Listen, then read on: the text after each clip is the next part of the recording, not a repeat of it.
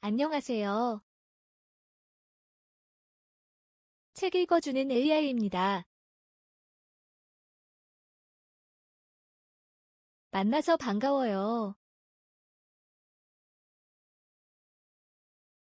책은 마음의 양식입니다.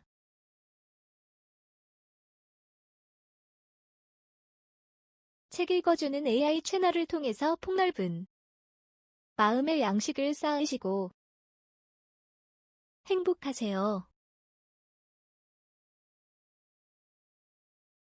앞으로 많은 책 읽어드리겠습니다. 그럼 오늘의 책 읽기 시작해 볼게요.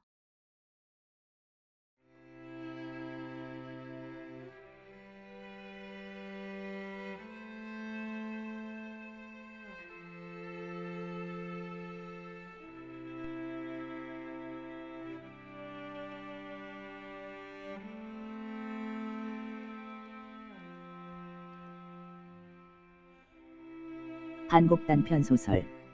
제목: 옛날 꿈은 창백하더이다. 작가: 나도향. 내가 12살 되던 어떠한 가을이었다.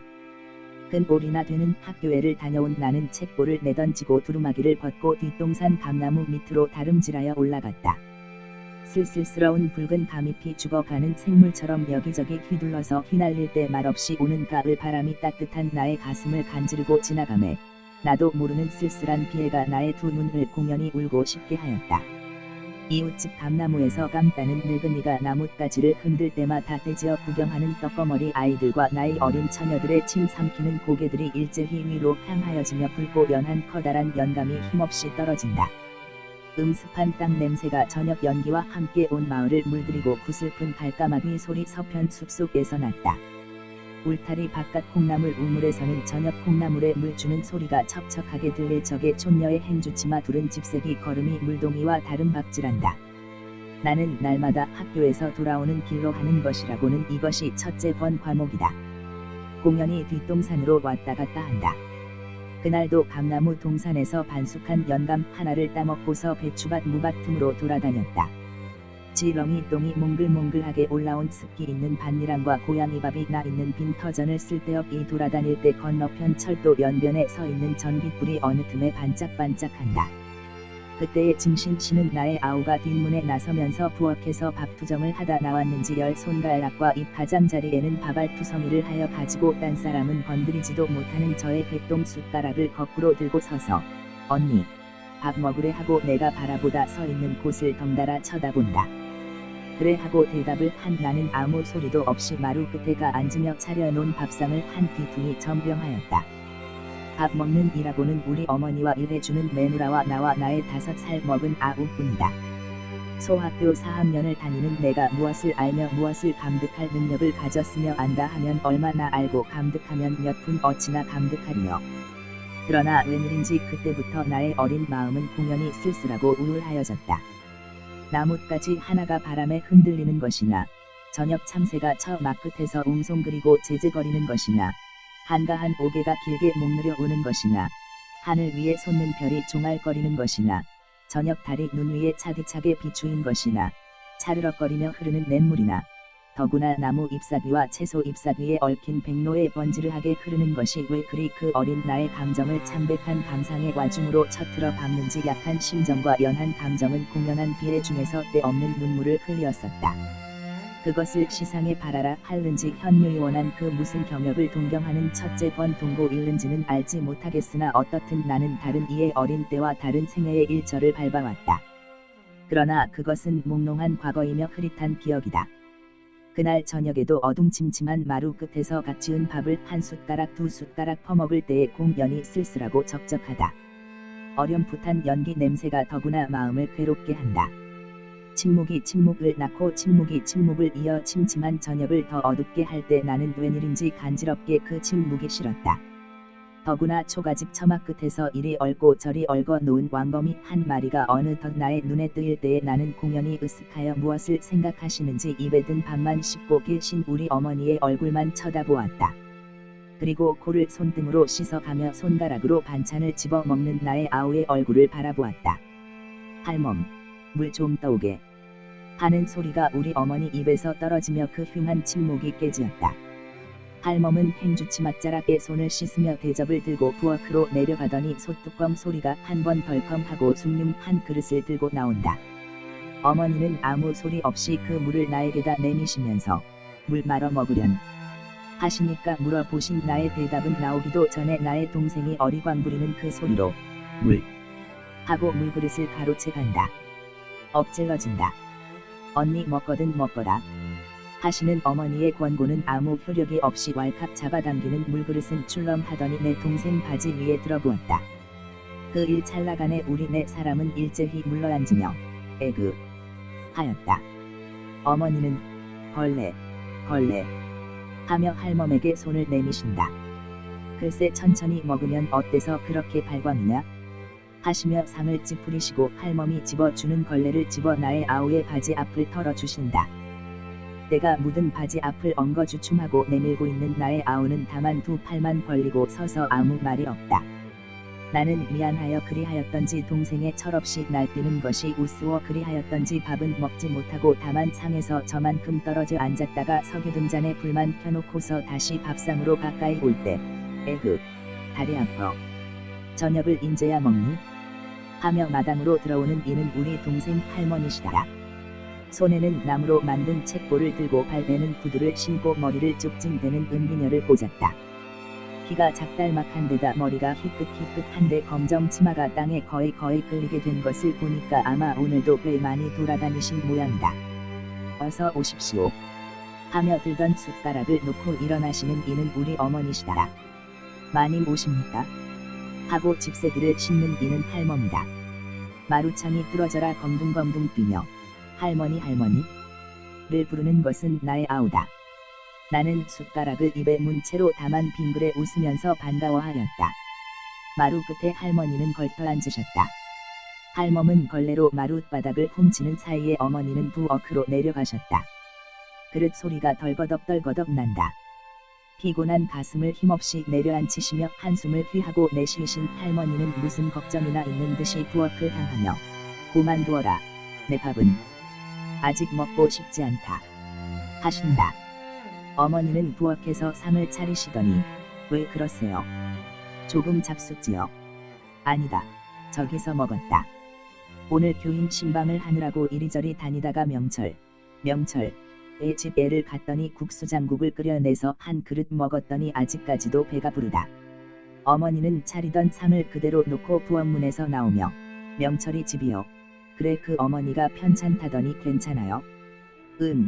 인제는 다 낫더라. 그것도 하느님 은혜로 나은 것이지. 우리 할머니는 그 동네 교회 전도부인이다. 우리 집안은 본래 우리 할아버지와 우리 아버지 사이가 좋지 못하여 따로따로 떨어져 산다. 그리고 우리 할머니는 열심 있는 교인이요 진실한 신자이지만은 우리 아버지는 종교, 현대사회에서 명칭하는 에 대하여 냉혹한 비평을 하는 사람이었다. 우리 할머니는 본래 교육이 있지 못하다. 있다 하면 구식 가정에서 유교의 전통을 받아오는 교육이었을 것이며 안다 하면 한문이나 국문 몇 자를 짐작할 뿐이요. 새로운 사조와 근대사상이라는 옮기기도 어려운 문자가 있는지도 알지 못할 것이다. 그러나 나는 그 12살 되던 그 해에는 다만 우리 할머니를 한계 예수 믿는 여성으로 알아봤으며 하느님이 부리는 따님으로만 알았었다. 종교에 대한 견해라든지 신앙이란 여하한 것인지를 알지 못하였다. 나도 예수교 학교를 다니므로 자기의 선생을 절대로 신임하고 자기의 학교의 교풍을 절대로 존중하였었다. 그리고 예수의 십자가에 흘렸던 붉은 피가 참으로 우리 인생의 더러운 죄를 씻었으며 수염 많은 할아버지 같은 하느님이 참으로 우리를 내려다보시고 계신 줄 알았었다.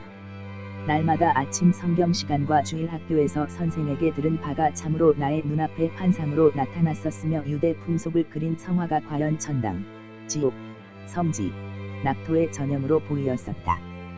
그것이 나에게 어떻든 무슨 인상을 준 것은 사실이니 천사를 생각할 때에는 반드시 서양여자를 그린 그 채색 칠한 그림이 나의 눈앞에 나타나 보이며 예수가 십자가에 못 박혀 돌아간 것을 생각할 때에는 시뻘건 육배가 시안을 부릅뜨고 초민과 고통의 극도를 상징하는 그의 표정과 비린내 나고 차디찬 피가 흐르는 예수의 죽음이 만인의 입과 천년의 세월을 두고 성찬성찬하며 추한 경모의 그 부르짖음의 소리가 그 어린 나의 귀와 나의 심안에 닿을 때에도 그것은 고통으로 보이지 않았으며 초민으로 보이지 않았으며 비린내 나는 붉은 피 보혈로 보이었으니 무서운 시체를 그린 그 그림이 도리어 나의 어린 핏결 속에 무슨 신앙을 부어 주었었다.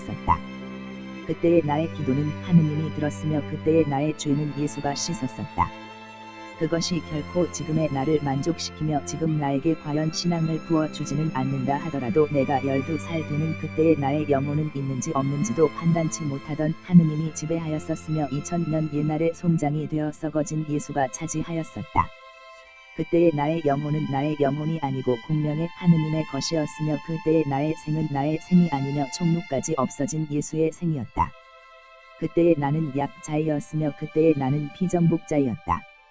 무궁한 우주와 조화를 이룬 자이었으며 명명무한대한 대세계의 나의 생을 실현할 능력을 빼앗긴 자이었다. 명명한 대공을 바라볼 때에 유대식 건물의 천당을 동경하였을지라도 자아심상 위의 낙토는 몰랐으며 사후의 영생은 구하였을지라도 생하여서 영생을 알지 못하였다. 사는 생의 척도됨을 알지 못하고 생이 도리어 사후의 희생으로 알았었다.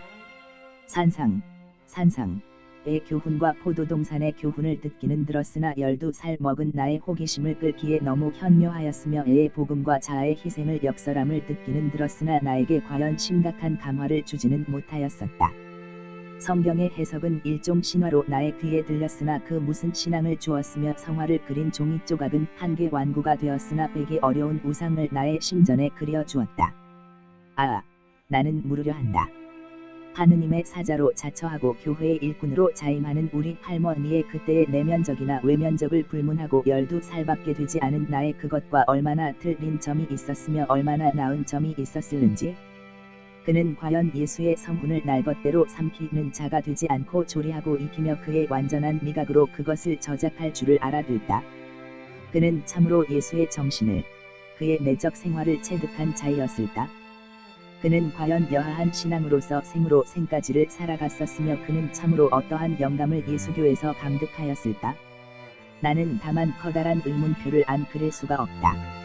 그날도 우리 할머니는 여자의 몸의 피곤함을 깨달으면서도 무슨 만족함이 그의 얼굴을 쌓고 도는 듯하였다. 그러나 한편으로는 자아 이외의 우리 어머니나 할머니나 내나 나의 동생을 일개의 죄인시하는 곳의 가련함을 견디지 못하는 듯한 표정이 그의 시들어가는 입과 장자리와 가느다란 눈초리에 희미하게 얽혀 있었다. 할머니는 조금 있다가 눈살을 잠깐 찌푸리시더니 큰일 났어. 예배당에 돈을 좀 가져가야 할 텐데 돈이 있어야지. 다른 사람과 달라서 아니 낼 수도 없고 또 조금 내자니 우리 집을 그래도 남들이 밥술이나 먹는 줄 아는데 그렇게 할 수도 없고 이런 말씀을 아버지께 여쭈면 공연히 역정만 내시니까 하며 우리 어머니에게 향하여 걱정을 거낸다. 요사이 날이 점점 추워져서 식단비를 내야 할 터인데 김부인은 벌써 5원을 적었단다. 그이는 정말 말이지 사러 가기가 우리 집에다 대면 말할 것도 없지 않으냐? 그런데 아버지께 그런 말씀을 하니까 역정을 내시면서 남이 죽으면 따라 죽느냐고 야단을 치시면서 돈 1원을 주시는구나. 그러니 글쎄 생각을 해보아라. 어떻게 1원을 내니? 내 속이 상해 똑 죽겠어. 하며 그래서 하는 수가 있더냐. 명철이 집에 가서 돈 5원을 지금 부어 가지고 오는 길이란다. 하며 차곡차곡 접어진 1원 지폐 5장을 펴보인다. 우리 어머니는 이렇다 저렇다 말이 없이 가만히 듣고만 있다가 그러면 그것은 어떻게 갚으십니까? 하며 빈곤한 생활에 젖은 우리 어머니는 그 갚는 것이 첫째 문제로 그의 가슴을 거북하게 하였다. 글쎄 그거야 어떻게든지 갚게 되겠지? 하다못해 전당을 잡혔어라도 하더니 에그 인제는 고만 가보아야지 하며 벌떡 일어서서 나가려 하다가 애 아범은 여태까지 안 들어왔니? 한마디를 남겨놓고 바깥으로 나간다.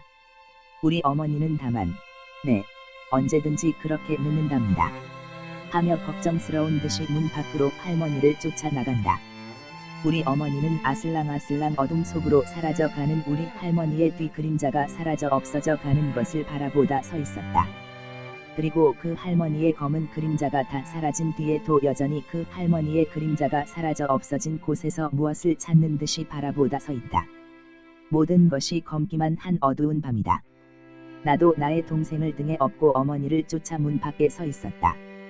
어머니는 솜에 거든 두 팔을 가슴에 팔짱을 지르고 허리를 구부정하고 서서 근심스러운 듯이 저쪽 길만 바라보다 서 계시다. 고생살이에 다 썩은 얼굴은 웬일인지 나도 쳐다보기가 싫게 화기가 적다. 머리카락이 이마를 덮은 그의 두 눈은 공연히 쳐다보는 나를 울고 싶게 하였다. 때 묻은 행주치마와 다 떨어진 집세기가 더욱 나를 부끄럽게 하였다. 하얀 두루마기가 바라보는 어둠 속에서 희미하게 휘날릴 때마다 우리 어머니는 옆에 서 있는 나에게 나지막한 목소리로 아버진가 보다 하며 나에게 무슨 동의를 청하시는 것처럼 바라보신다. 그러나 그 흰 두루마기가 우리 집으로 향하지 않고 다른 곳으로 지나쳐 버릴 때는 우리 어머니와 나는 섭섭한 웃음을 웃었다. 문간에 서서 아무 말 없이 늦게 돌아오시는 우리 아버지를 기다리는 우리는 1시간이 넘도록 서 있었다. 나의 어린 아우는 등에다 고개를 대고 코를 골며 잔다. 이마를 나의 등에다 대고 허리를 새우등같이 구부리고 자다가는 옆으로 떨어질 듯하면 반드시 한 번씩 놀란다. 놀랄 그때 나는 각지 낀 손을 다시 단단히 쥐고 주춤하고 한 번씩 다시 죽기었다. 1시간을 기다려도 아버지는 돌아오시지 않았다. 어머니는 힘없고 낭망한 소리로 문 닫고 들어가자 하시며 에그 어린애가 자는구나 갖다 뉘어라 하시며 대문을 벌컥 닫고 들어오신다. 문 닫는 소리가 어쩐지 쓸쓸하고 적적하다.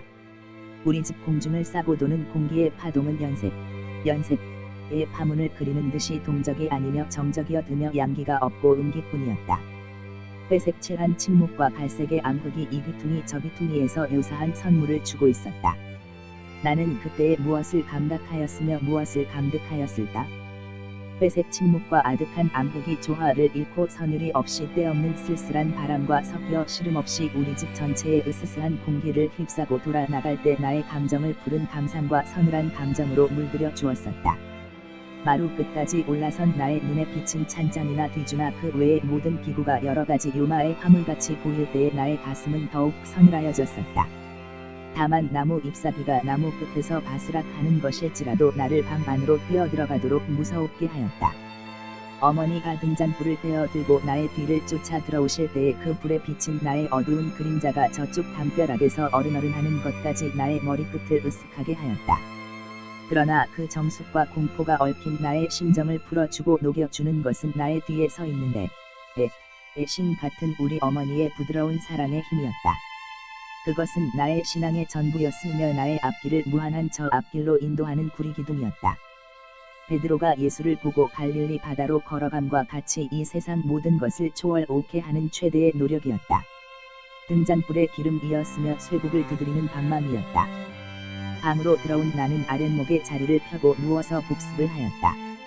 본래 공부를 하지 않는 나는 내일의 선생에게 부지람이나 듣지 않으려고 산술 숙제 두어 문제를 하는 척하여 다른 종이에 옮겨 베끼고 쓰기 싫은 습자는 내일 아침 일찍 일어나 쓰기로 하였다.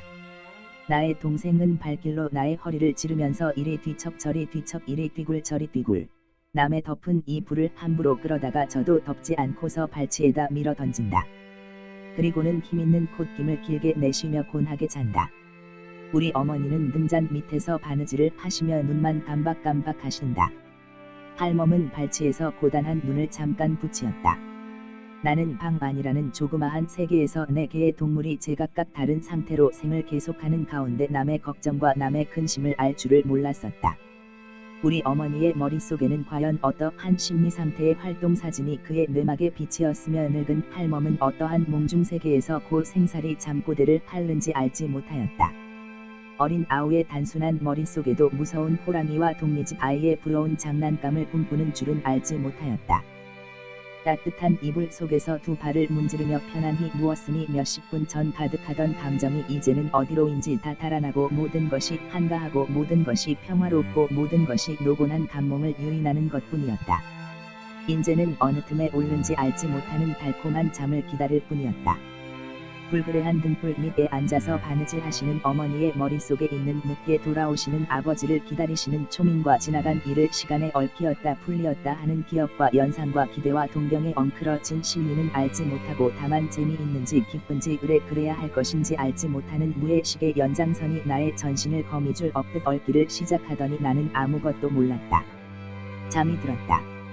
어느 때가 되었는지 알지 못하게 든 잠이 마려운 오줌으로 인하여 어렴풋하게 깨었을 때이었다.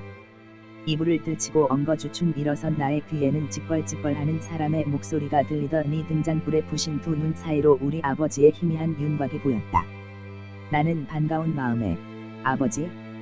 하였다. 그러나 우리 아버지는 젓가락으로 앞에 놓여있는 반찬을 뒤적뒤적 하시면서 나를 냉담한 눈으로 멀거니 쳐다보시기만 하시더니 무슨 불만한 점이 계신지 노여운 어조로 아버진지 무엇인지 다 귀찮다. 어서 잠이나 자거라. 하시고는 다시 본 척만 척 하시고 반찬 한 젓가락을 입에다 넣으신다. 나는 얼굴이 확 닦아여지도록 무참하였다. 나는 죄지은 사람같이 양심에 무슨 부끄러움이 나의 아버지를 쳐다보지 못하게 하였다. 술몽에 취하였던 나의 혼몽한 정신은 한꺼번에 깨어지며 뻣뻣하던 두 눈은 기름을 부은 듯이 또렷또렷하여졌다. 그때야 나는 우리 아버지의 붉은 얼굴을 보고 술 취하신 줄을 알았다. 어머니는 무참해하고 무서워하는 나의 꼴을 보시고 아버지를 흘겨 쳐다보시며 어린 자식이 반가워하는 것을 그렇게 말을 하니 좀 무참해하겠소. 어린애들에게일지라도 조든 말할 적은 한 번도 없지? 하시다가 다시 나를 향하시어 혼자말 비슷하고 또는 누구더러 들어보란 듯이 너희들만 불쌍하니라. 아버지라고 믿었다가는 좋지 못한 꼴만 볼 터이니까. 하시며 두 눈을 아래로 깔고 방바닥을 걸레로 훔치시는 채 하신다. 나는 드러눕지도 못하고 일어나지도 못하였다.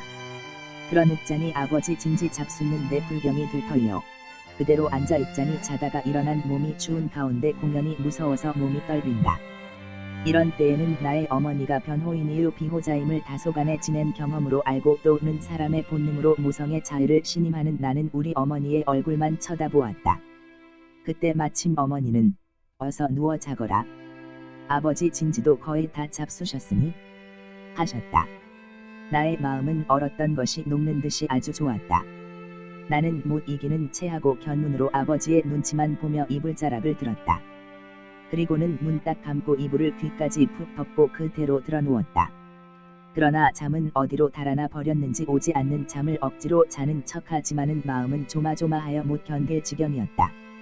아버지는 숟가락을 탁 집어 상 위에 내던지시며 내가 없어야 해. 없어야 해.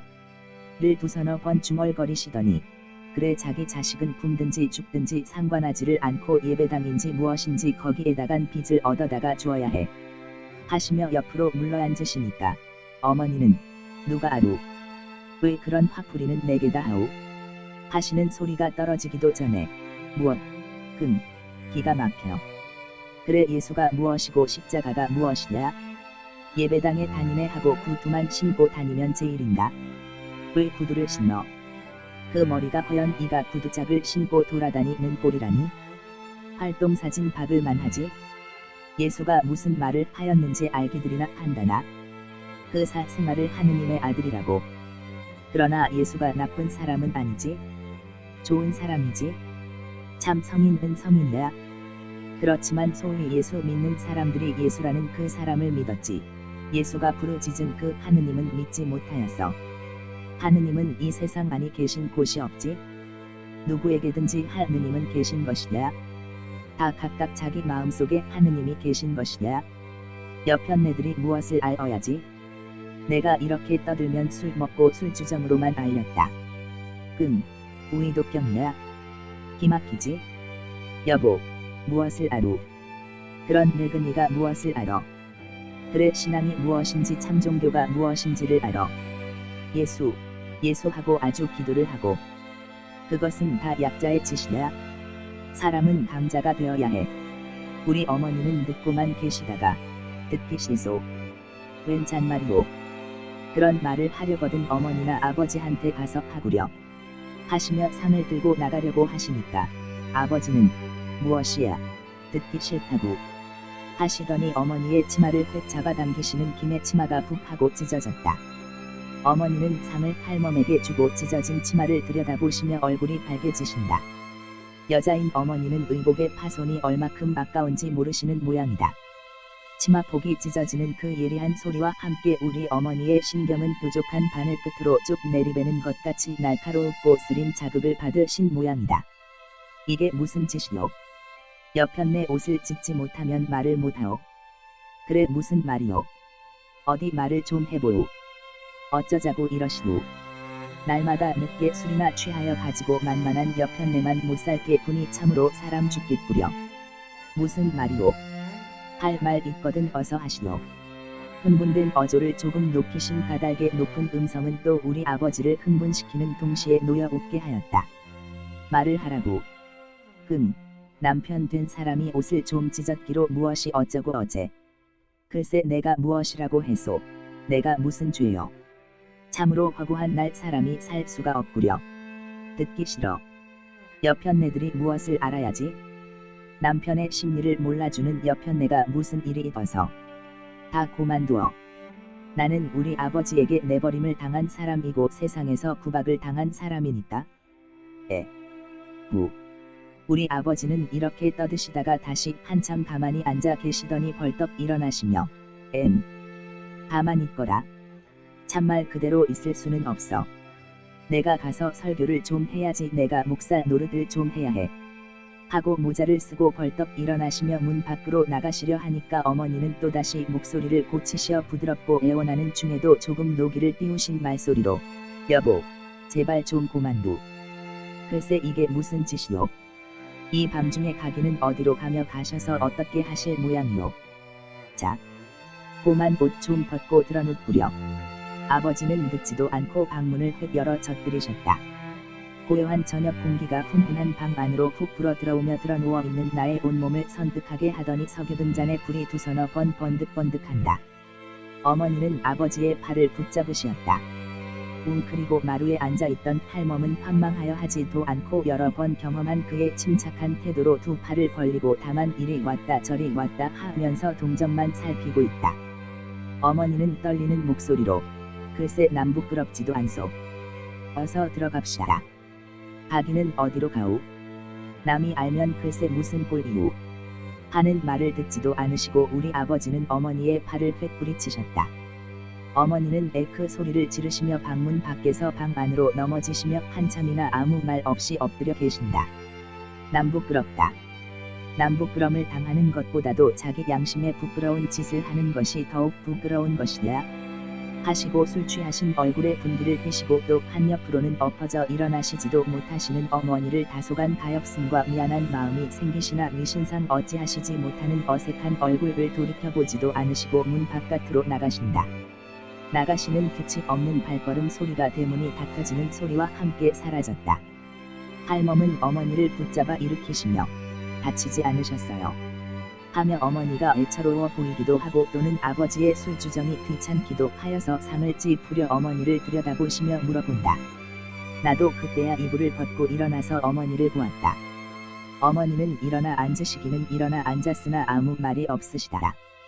철모르는 나의 아우는 말라붙은 코딱지를 때때 주먹으로 비비면서 힘없는 손가락을 꼼질꼼질하며 자고 있다. 나는 다만 어머니의 동정을 살피고 있었을 뿐이었다. 몇 분간 동안은 아주 고요정적하여졌다.